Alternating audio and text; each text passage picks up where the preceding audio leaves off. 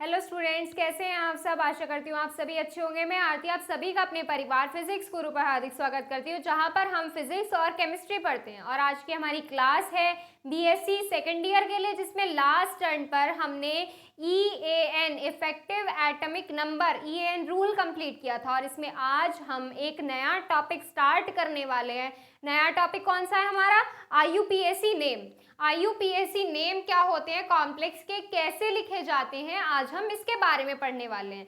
तो इसमें कुछ रूल्स हैं, उन रूल्स को फॉलो करके हम किसी भी कॉम्प्लेक्स का IUPAC नेम लिख सकते हैं। देखिए, हमें 5 तरह के कॉम्प्लेक्स दिए जाते हैं, 5 तरह के जनरल कॉम्प्लेक्स दिए जाते हैं हमें। पहला कौन सा, जिसपे कॉम्प्लेक्स के ऊपर हमारा चार्ज हो, या तो कैटायनिक हो या एनायनिक हो। एक तरह का कॉम्प्लेक्स हमारा ये हो जाता है। दूसरी तरह का कॉम्प्लेक्स हमारा कौन सा हो जाता है, अगर हमारे कॉम्प्लेक्स से पहले कोई सिंपल आयन दे दिया हो।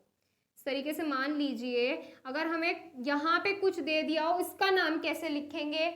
फिर अगर इसको पलट दीजिए, ये वाला सिंपल आयन इधर लगा दीजिए, कॉम्प्लेक्स के पीछे लगा दीजिए, ऐसे दिया हो अगर हमें, तो ये 3 पार्ट तो ये हो गए। फोर्थ पार्ट हो जाता है हमारा कि अगर हमें दो कॉम्प्लेक्सेस मतलब कैसे, इस तरह का एक कॉम्प्लेक्स ये दे दिया और ए बी कॉम्प्लेक्स ये दे दिया। इन तरह के कॉम्प्लेक्सेस के हम नाम कैसे लिखेंगे। और एक होता है हमारा ब्रिज कॉम्प्लेक्स। ब्रिज कॉम्प्लेक्स मतलब कैसे कि इधर हमें लिगेंड दे दिया जाता है, इधर लिगेंड दे दिया जाता है, इधर मेटल होते हैं, ये यहाँ मेटल होते हैं और यहाँ पे ब्रिज से लिगेंड जुड़ा होता है, या यहाँ पे नीचे भी हो जाता है। इस तरीके से हमारा कॉम्प्लेक्स होता है कोऑर्डिनेशन स्फीयर के अंदर। तो इन तरह के कॉम्प्लेक्सेस के बारे में हम कैसे इनका IUPAC नेम कैसे लिखेंगे, इनके रूल्स हैं। अब रूल्स क्या हैं, वही रूल्स के बारे में आज हम बात करेंगे। तो इसमें हम सबसे पहले क्या लिखेंगे, IUPAC नोमेनक्लेचर ऑफ कॉम्प्लेक्स। हम क्या करेंगे, IUPAC नाम लिखेंगे कॉम्प्लेक्सेस के। IUPAC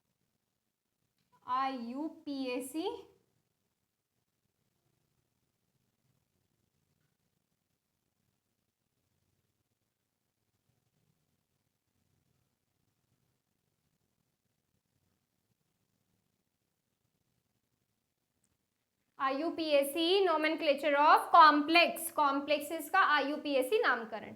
तो इसमें सबसे पहला पॉइंट हमारा क्या हो जाता है, सबसे पहला पॉइंट इसमें हमारा ये हो जाता है कि मान लीजिए हमें डबल कॉम्प्लेक्स, जैसे अभी मैंने बताया था कि एक कोऑर्डिनेशन स्फीयर ये दे दिया, उसी के जस्ट बराबर में दूसरा कोऑर्डिनेशन स्फीयर दे दिया, तो उसमें हमारा एक तो लिगेंड होता है कैटायनिक, यानी कि एक लिगेंड तो होगा हमारा पॉजिटिव और एक लिगेंड होगा हमारा नेगेटिव। लिगेंड कौन कौन से कैटायनिक होते हैं, कौन से एनायनिक होते हैं, कौन से न्यूट्रल होते हैं। जब हमने लास्ट क्लास ली थी लिगेंड्स के बारे में, लिगेंड के बारे में हमने जब डिस्कस किया था, उसमें सारे क्लियर कर दिए गए थे। और एक इसमें देखो, मैं आपको छोटी छोटी कुछ चीजें बता देती हूँ जो हम पहले करा चुके हैं और जिसकी हम इसमें जरूरत पड़ेगी। एक तो सबसे पहले कि हमें पता होना चाहिए कि लिगेंड कैटायनिक है एनायनिक है, ये पता होना चाहिए। एक सबसे इंपॉर्टेंट ऑक्सीडेशन स्टेट पता होनी चाहिए हमें। ऑक्सीडेशन स्टेट कैसे निकालते हैं ये हम पहले भी बता चुके हैं आपको। ये जब हमने कोऑर्डिनेशन नंबर के एप्लीकेशन और ऑक्सीडेशन स्टेट दोनों एक साथ की थी। चलिए अब इसमें बताते हैं कि पहला पॉइंट क्या है हमारा, कि जो कॉम्प्लेक्स का कैटायनिक पार्ट यानी कि पॉजिटिव पार्ट होता है वो हमारा पहले लिखा जाता है एनायनिक पार्ट के नाम से पहले। तो इसमें सबसे पहला पॉइंट क्या हो जाता है हमारा, सबसे पहला पॉइंट ये हो जाएगा, in complexes the name of cationic part has been written before the name of anion. देखो, अगर मैं सारे पॉइंट आपको यहाँ पे लिखवाऊंगी तो ये वीडियो बहुत लेंदी हो जाएगी, मैं आपको डिक्टेट कर दूंगी, आप अपने आप लिख लेना इनको। तो इसमें सबसे पहला पॉइंट क्या हो जाएगा, in complexes the name of cationic part, in complexes the name of cationic part has been written before the name of anionic part. यहाँ पे क्या लिखेंगे हम कि जो हमारे कॉम्प्लेक्स में कैटायनिक पार्ट पहले लिखा जाएगा, कैटायनिक पार्ट का नाम पहले लिखा जाएगा बिफोर एनायनिक पार्ट, एनायन के पार्ट से, यानी कि नेगेटिव पार्ट से पहले। जब हम इसमें कॉम्प्लेक्सेस पढ़ेंगे, कॉम्प्लेक्सेस कैसे पढ़ेंगे, जब कॉम्प्लेक्सेस का नाम लिखेंगे आपको ये बिल्कुल क्लियर होने वाली है। एक एक पॉइंट बिल्कुल ध्यान से समझना, अगर कहीं भी मिस कर दोगे तो नाम में ज़रूर गलती करोगे, और नाम लिखने को ज़रूर आते हैं, IUPAC नेम ज़रूर लिखने को आते हैं एग्जाम में। तो सेकेंड पॉइंट, ये तो फर्स्ट पॉइंट हो गया। अब बात करें हमारा सेकेंड पॉइंट क्या हो जाता है इसमें। जो हमारा सेकंड पॉइंट है वो ये है कि जो हमारा कोऑर्डिनेशन स्फीयर में लिगेंड होता है, जो कोऑर्डिनेशन स्फीयर ही तो होता है ये हमारा, इस तरीके से मेटल दिया और इस तरीके से लिगेंड दिया। एज अ एग्जांपल समझिएगा, यहाँ पे मेटल दे दिया, यहाँ पे लिगेंड दे दिया, ये हमारा कोऑर्डिनेशन स्फीयर दे दिया। जब हमने साल्ट के बारे में डिस्कस किया था, जिन्होंने वो क्लास पढ़ी है उनको ये बिल्कुल समझ में आ जाएगा कि कोऑर्डिनेशन स्फीयर क्यों कहा जाता है इसको। तो देखिए यहाँ पे मेटल हो गया, लिगेंड हो गया। जो कोऑर्डिनेशन स्फीयर में हमारा लिगेंड का नाम पहले लिखते हैं मेटल से पहले। किससे पहले लिखेंगे लिगेंड का नाम? मेटल से पहले। तो इसमें सेकंड पॉइंट क्या हो जाएगा, इन कोऑर्डिनेशन स्फीयर के अंदर, in coordination sphere the name of ligand has been written before the name of metal, तो ये क्या हो गया हमारा second point. In coordination sphere the name of ligand has been written before the name of metal. यहाँ पे क्या हो जाएगा, लिगेंड का नेम पहले लिखा जाएगा, लिगेंड का नेम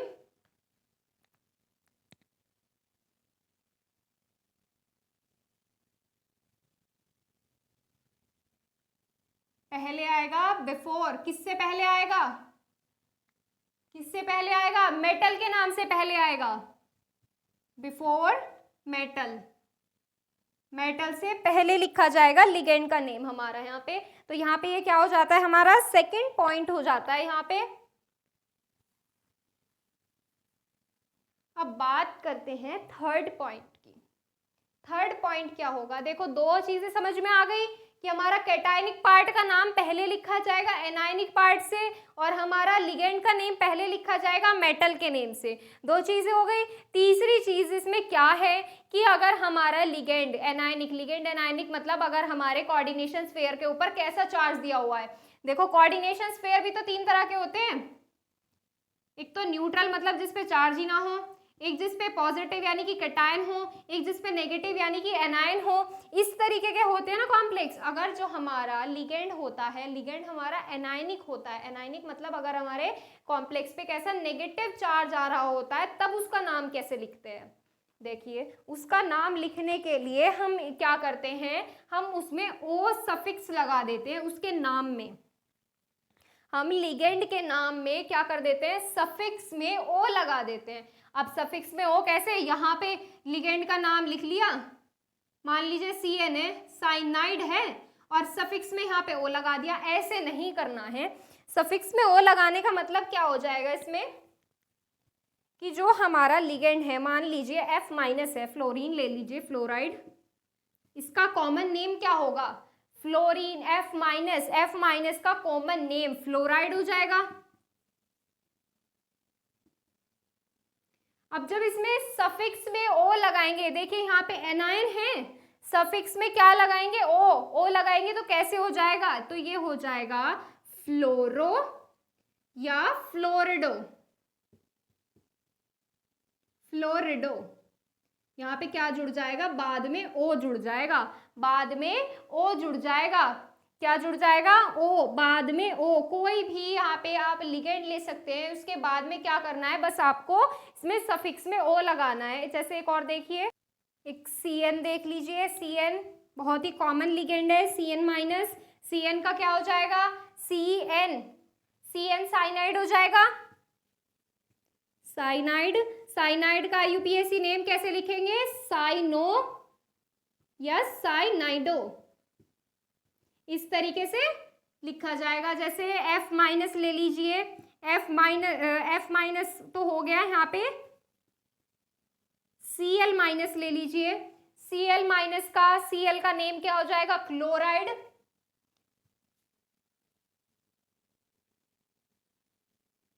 Cl का नेम क्या हो जाएगा, क्लोराइड। तो इसका IUPAC नेम क्या हो जाएगा फिर? क्लोरो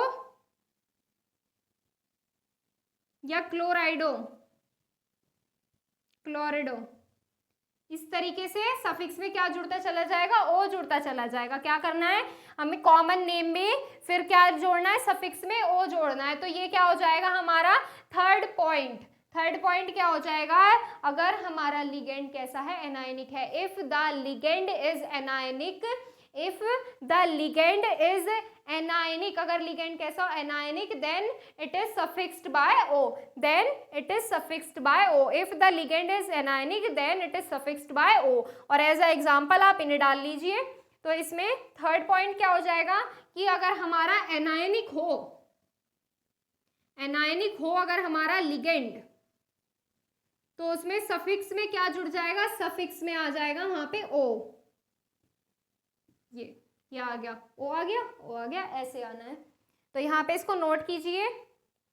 अब इसमें आगे बात करते हैं हमारे फोर्थ पॉइंट की। अब देखो एनायनिक आ गया, तो कैटायनिक और न्यूट्रल के बारे में भी डिस्कस करेंगे। अब इसमें हमने नेगेटिव वाले चार्ज की तो बात कर ली। अगर हमारा कॉम्प्लेक्स कैसा दे दिया जाए? पॉजिटिव चार्ज दे दिया जाए। अगर हमारा कॉम्प्लेक्स कैसा दिया जाए?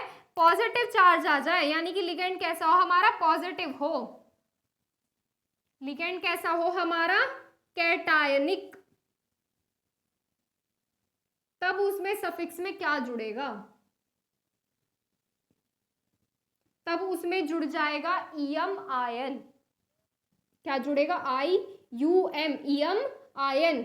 उसमें सफिक्स में ईएम आयन जुड़ जाएगा। ईएम आयन कैसे जुड़ जाएगा? एक बहुत ही कॉमन एग्जाम्पल है, NO लिया था, एक बहुत ही कॉमन एग्जाम्पल। NO का नाम बताइए। NO क्या होता है? NO का नाम आप कमेंट करके बताइए, क्या होता है NO का नाम? सब लिखवाए थे आपको, ये जो अभी मैं करा रही हूँ ये मैं आपको पहले लिखा चुकी हूँ। NO क्या होता है हमारा? इस तरीके से होता है हमारा NO। NO का नेम क्या होता है? कॉमन नेम क्या होता है? NO होता है हमारा नाइट्रोसिल। NO क्या होता है? Nitrosyl, nitrosyl. अब हम इसका IUPAC नेम कैसे लिखेंगे?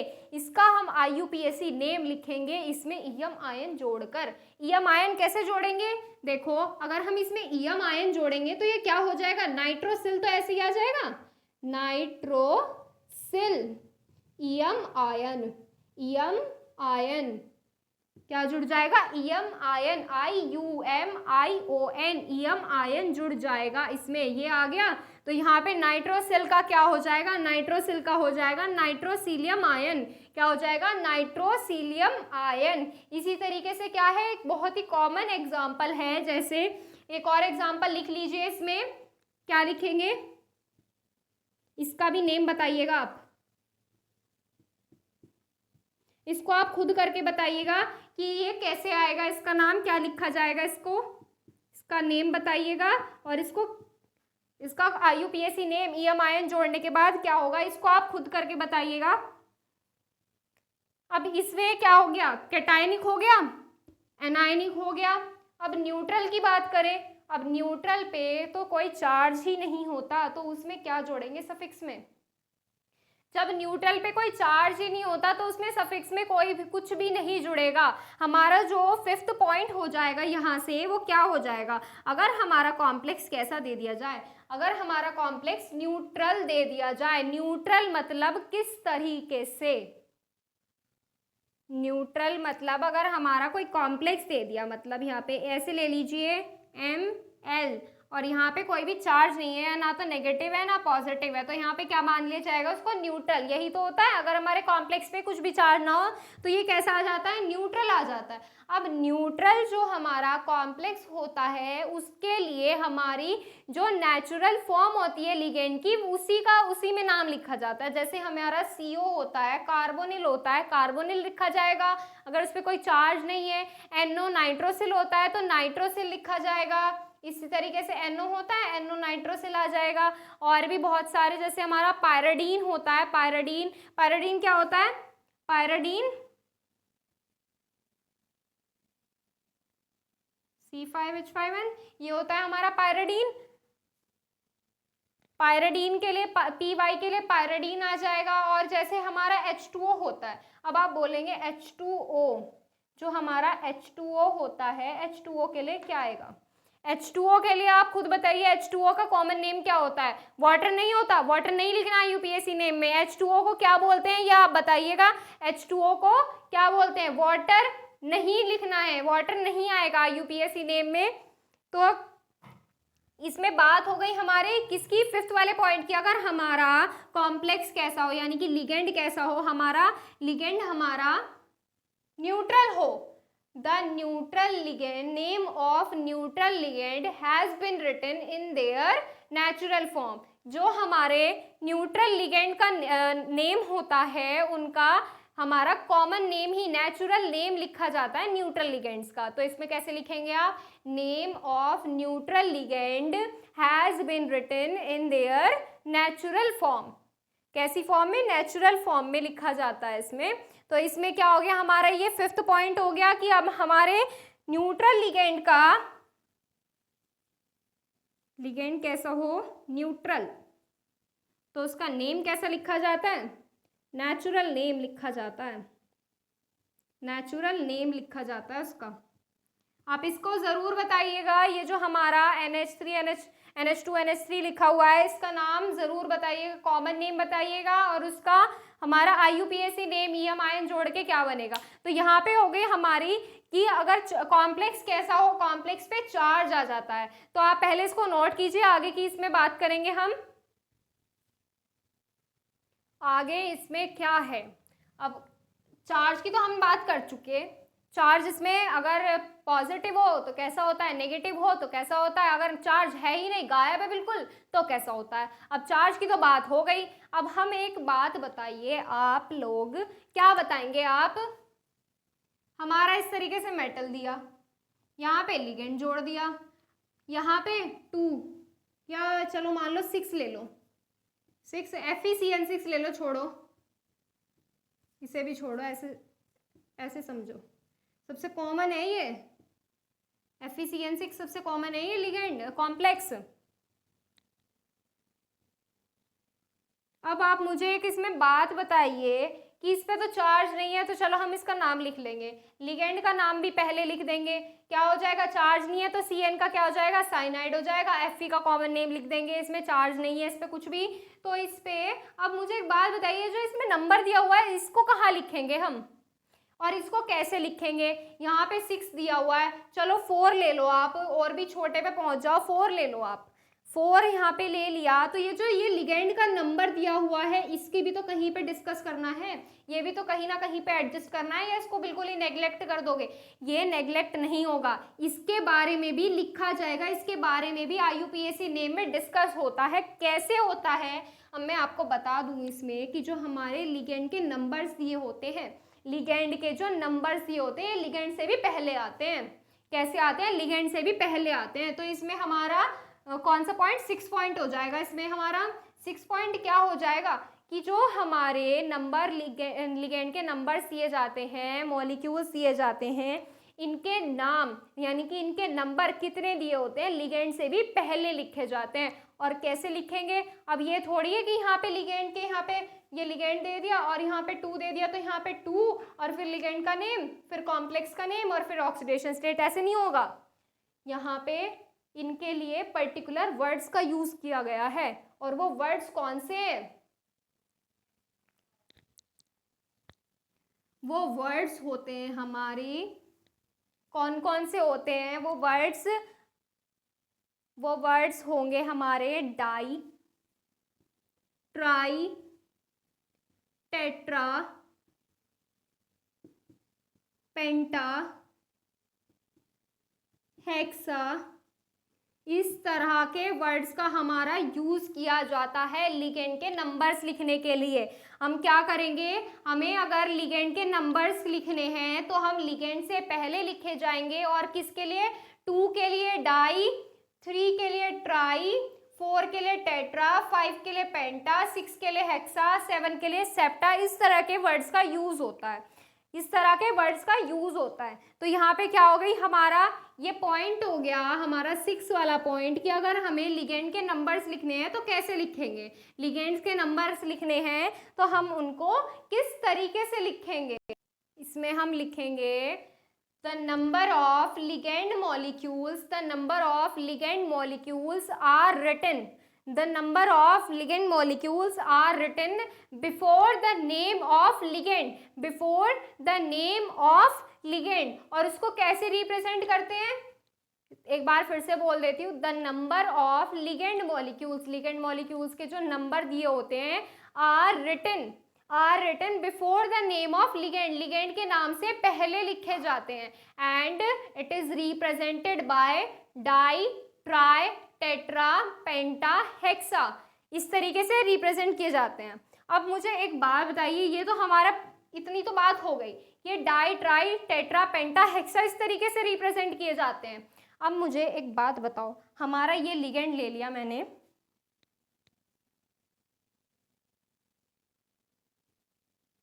इसका कोई नाम बताएगा, EN क्या होता है, यहाँ पे EN क्या होता है, EN का नाम बताइए आप कोई, कि EN क्या होता है, EN और EDTA,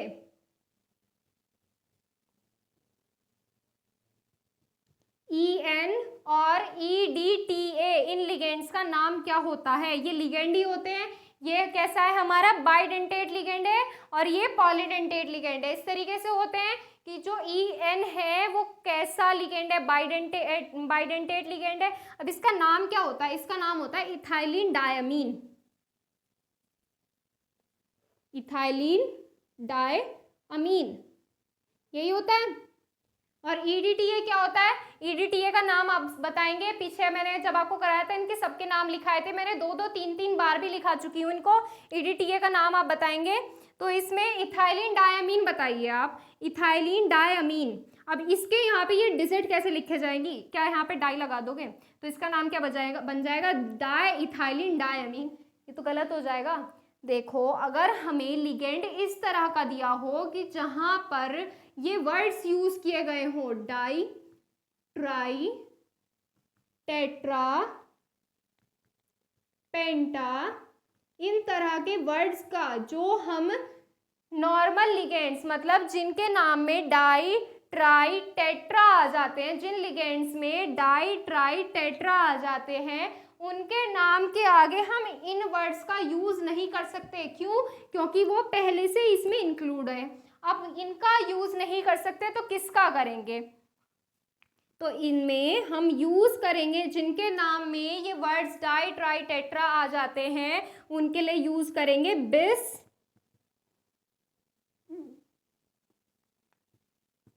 ट्रिस, टेट्राकिस, पेंटाकिस, इस तरह के वर्ड्स का हम यूज करेंगे इसमें। कैसे कि जब हम इसका 2 के लिए आ जाएगा बिस, 3 के लिए ट्रिस, 4 के लिए टेट्राकिस, 5 के लिए पेंटाकिस और 6 के लिए हेक्साकिस, इस तरीके से वर्ड्स का यूज करते हैं हम। तो यहाँ पे क्या है, इथाइलिन डायमीन, हमें कितने मॉलिक्यूल दिए हुए हैं, 2 मॉलिक्यूल्स दिए हुए हैं, तो यहाँ पे क्या आ जाएगा, यहाँ पे बिस आ जाएगा, लिगेंड के नाम से पहले क्या आ जाएगा, बिस, क्योंकि यहाँ पे कितने नंबर दिए हुए हैं, 2, तो इसका नाम क्या हो जाएगा, इसका नाम आ जाएगा बिस इथाइलिन डायमीन। तो इसी पॉइंट में आगे लिखेंगे हम, इसी पॉइंट में आगे लिखेंगे हम, आगे क्या लिखेंगे, but sometimes these ligands are also present, but sometimes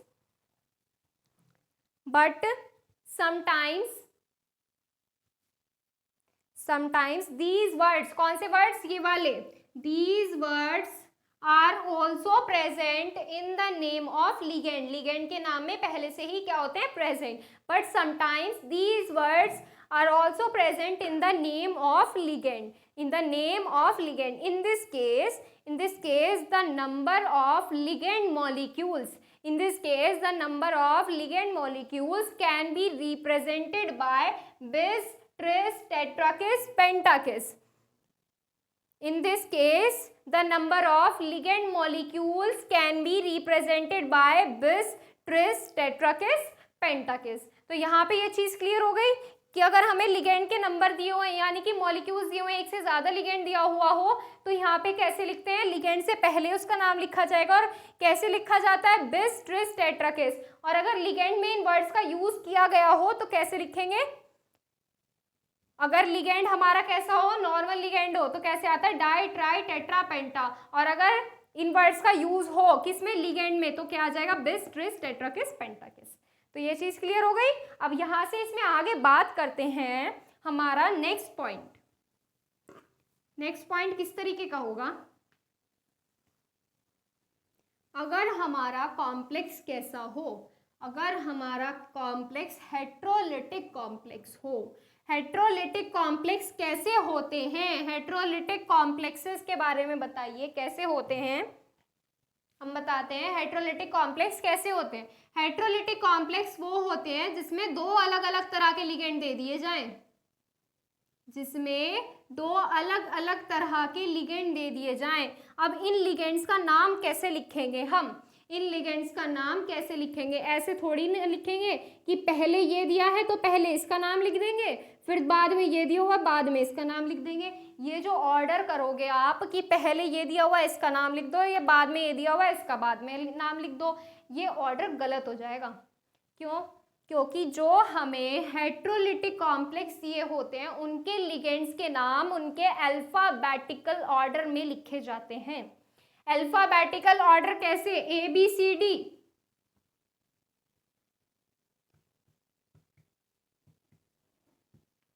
इस तरीके से लिखे जाते हैं अल्फाबेटिकल ऑर्डर। अरे अल्फाबेट्स में लिखे जाते हैं A B C D.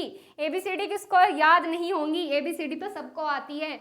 A B C D alphabetical order में लिखा जाएगा। मान लीजिए इसका नेम सी से स्टार्ट हो रहा है और इसका नेम ए से स्टार्ट हो रहा है, तो हम पहले किसका नाम लिखेंगे, हम अल्फाबेटिकल ऑर्डर में चेक करेंगे कि पहले हमारा ए आता है या सी आता है। सबसे पहले ए से स्टार्ट होता है, ए के बाद बी, बी के बाद सी, सी के बाद डी, डी के बाद ई, इस तरीके से आते हैं।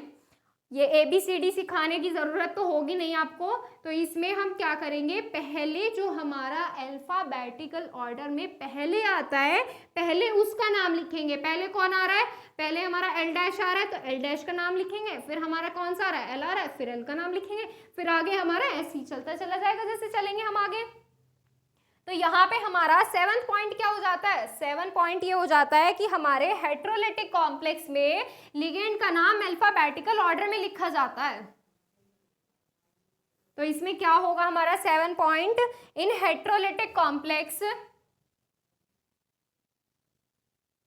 इन हेट्रोलिटिक कॉम्प्लेक्स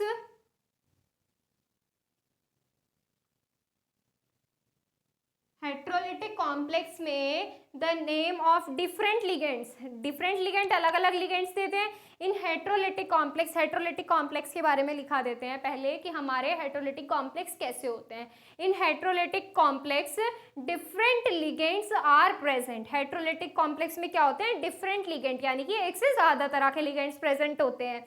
और and their name should be written, their name should be written in alphabetical order. कैसे ऑर्डर में होंगे, अल्फाबेटिकल ऑर्डर में होंगे।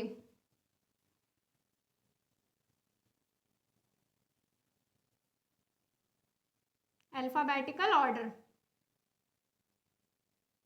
तो यहाँ पे क्या हो गया, ये हमारा 7th पॉइंट हो गया कि हमारा कॉम्प्लेक्स कैसे लिखा जाएगा, अल्फाबेटिकल ऑर्डर में। अब इसमें लास्ट के कुछ 2 पॉइंट्स रह जाते हैं, फाइनली ये खत्म होने को आए इसके रूल्स। क्या रह जाता है, रूल हमारा 8, रूल नंबर 8 है। और रूल नंबर 8 जो है रूल नंबर 2 की तरह है। 2 की तरह कैसे है, 2 में हमने क्या पढ़ा था कि जो हमारा लिगेंड होगा, लिगेंड का नाम मेटल से पहले लिखा जाएगा, यानी कि मेटल बाद में आएगा। रूल नंबर 8 हमारा इसी को डिस्क्राइब करता है, कैसे कि जो हमारा इसमें लिगेंड का नेम है वो पहले लिखा जाता है, नेम ऑफ मेटल हमारा जो होगा बाद में लिखा जाएगा। मेटल का नाम किस तरीके से लिखेंगे हम, मेटल का नाम जो होता है हमारा वो लिखा जाएगा उसकी नेचर के बेस पर, नेचर के बेस पर। नेचर कैसी होगी हमारे कॉम्प्लेक्स की, देखिए अगर हमारा कैसा हो, मेटल जो हो हमारा न्यूट्रल हो या पॉजिटिव हो, तब जो हमारा मेटल का नाम कैसा लिखा जाएगा, मेटल का नेम हमारा कॉमन नेम लिखा जाएगा। कैसा? Common name. अगर हमारा कैसा हो, न्यूट्रल हो या फिर पॉजिटिव हो। लेकिन अगर हमारा क्या चीज, लेकिन अगर हमें कॉम्प्लेक्स जो दे दिया जाए, हमारा कॉम्प्लेक्स माइनस या फिर कैटायनिक दे दिया जाए, कैसा? माइनस या कैटायनिक, तब जो हमारा मेटल का नेम होगा वो केमिकल नेम लिखा जाएगा। कैसे लिखा जाएगा? Chemical name. और उसमें सफिक्स में क्या जोड़ देंगे? ATE 8। क्या जोड़ देंगे? 8। तो इसमें पॉइंट नंबर 8 हमारा ये होगा कि पहले मेटल का नाम, पहले लिगेंड आएगा, फिर हमारा मेटल आएगा, और मेटल का नेम जो होगा वो डिपेंड करेगा किस पर? नेचर पर। नेचर पर कैसे? अगर हमारा न्यूट्रल है या कैटायनिक है तो कैसा आएगा? कॉमन नेम लिखा जाएगा, कॉमन नेम लिखा जाएगा। लेकिन अगर हमारा कॉम्प्लेक्स कैसा है? एनायनिक है, एनायनिक है अगर हमारा कॉम्प्लेक्स, तब उसका केमिकल नेम लिखा जाएगा, मेटल का केमिकल नेम। यहाँ देखिए मेटल का केमिकल नेम, मेटल का केमिकल नेम लिखा जाएगा और उसमें 8 सफिक्स हो जाएगा, ATE 8 जुड़ जाएगा उसमें मेटल के केमिकल नेम में। तो ये क्या हो गया हमारा? 8 पॉइंट। यानी कि मेटल के बारे में भी हम डिस्कस कर चुके हैं। अब तक किसके बारे में बता रहे थे? लिगेंड के बारे में। अब हम बता चुके हैं मेटल के बारे में। और अब बात करते हैं हम इसकी ऑक्सीडेशन स्टेट के बारे में। 9th क्या होगी इसकी? Oxidation state. ऑक्सीडेशन स्टेट सबको निकालनी आती है कॉम्प्लेक्स की, जिसको नहीं आती ऑक्सीडेशन स्टेट वाला लेक्चर देखना, आपको बिल्कुल क्लियर हो जाएगी कि न्यूट्रल, कैटायनिक और एनायनिक सब तरह के ऑक्सीडेशन स्टेट कैसे निकालते हैं। ऑक्सीडेशन स्टेट जो होगी हमारी इस तरह के ब्रैकेट में लिखी जाती है, स्मॉल ब्रैकेट जो होता है, और रोमन नंबर्स में लिखी जाती है।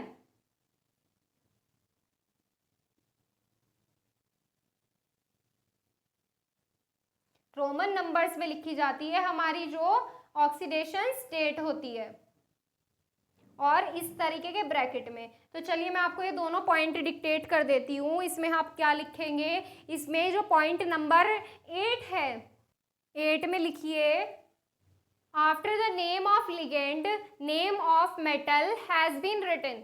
After the name of ligand the name of metal has been written and the name of metal depends on the nature of complex and the name of metal, metal का जो name होगा depend करेगा complex की nature पर, depends on the nature of complex।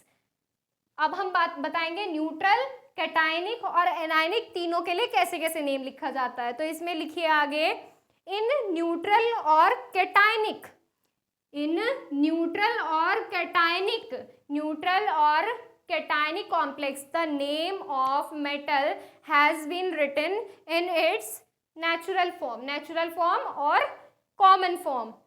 in neutral or cationic complex the name of metal has been written in common and common or natural form, but in anionic complex, but in anionic complex the name of metal, the name of metal has been, the name of metal has been written in chemical form, written in chemical form, the name of metal has been written in chemical form and suffixed by 8, and suffixed by 8, 8 मत लिख देना, ATE 8 लिखना है, 8 point है ये, लेकिन suffix कैसे करना है? ATE 8 से। और इसमें लास्ट और 9th पॉइंट है, क्या है? कि oxidation number. After the name of metal, oxidation number of metal, metal की तो ऑक्सीडेशन नंबर फाइंड करते हैं हम इसमें। After the name of metal, metal का नाम लिखने के बाद हम क्या लिखेंगे? ऑक्सीडेशन नंबर लिखेंगे। After the name of metal, the oxidation number of metal has been written in this bracket। ऐसे ब्रैकेट बनाइएगा। After the name of metal the oxidation number of metal has been written in small bracket and in Roman numbers. कैसे numbers में लिखा जाएगा? Roman numbers में लिखी जाएगी, and in Roman numbers. तो यहाँ पे क्या हो जाते हैं, हमारे इसके रूल्स फिनिश हो जाते हैं, यहाँ पे इसके रूल्स फिनिश हो जाते हैं। नेक्स्ट टर्न पे इसमें हम क्या करेंगे, नेक्स्ट टर्न पे हम इसके कुछ एग्जांपल्स करेंगे, आपको ये बिल्कुल चीज़ें क्लियर हो जाएंगी। तो अभी मैं आपको पहले एक चीज़ बता देती हूँ। पहले क्या लिखेंगे हम, यहाँ पे लिगेंड लिखेंगे। लिगेंड से पहले क्या लिखेंगे, नंबर ऑफ लिगेंड लिखेंगे, नंबर ऑफ लिगेंड। फिर क्या आएगा हमारा, लिगेंड आएगा, लिगेंड का नेम आएगा, लिगेंड का नेम आएगा। फिर हमारा क्या आएगा, मेटल का नेम आएगा, मेटल का नेम आएगा। और फिर क्या आएगी हमारी, ऑक्सीडेशन स्टेट आएगी, ऑक्सीडेशन स्टेट, और इस ब्रैकेट में। तो ये क्या हो गया, ये इसका हमारा बेस तैयार हो गया। हमने यहाँ से क्या कर लिया, बेस तैयार कर लिया। अब इसके बेस के ऊपर एग्जाम्पल्स हम करेंगे हमारे नेक्स्ट टर्न पर। आज के लिए बस इतना ही, कल इसमें करेंगे हमारे एग्जाम्पल्स और उनके IUPAC नेम। तब ये रूल्स आपको बिल्कुल क्लियर हो जाएंगे। तब तक आप इस वाले एग्जाम्पल का नाम बताइएगा।